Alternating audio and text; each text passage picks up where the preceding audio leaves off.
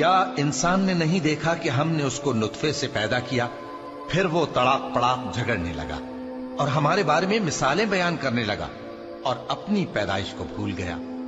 कहने लगा कि जब हड्डियां बोसीदा हो जाएंगी तो इनको कौन जिंदा करेगा? कह दो कि इनको वो जिंदा करेगा जिसने इनको पहली बार पैदा किया था, और वो हर तरह की तख्लीक को जानता है।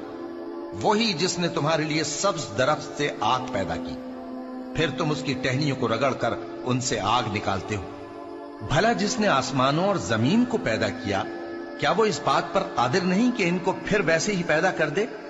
क्यों नहीं? और वो तो सब कुछ पैदा करने वाला, कामिल इल्म वाला है।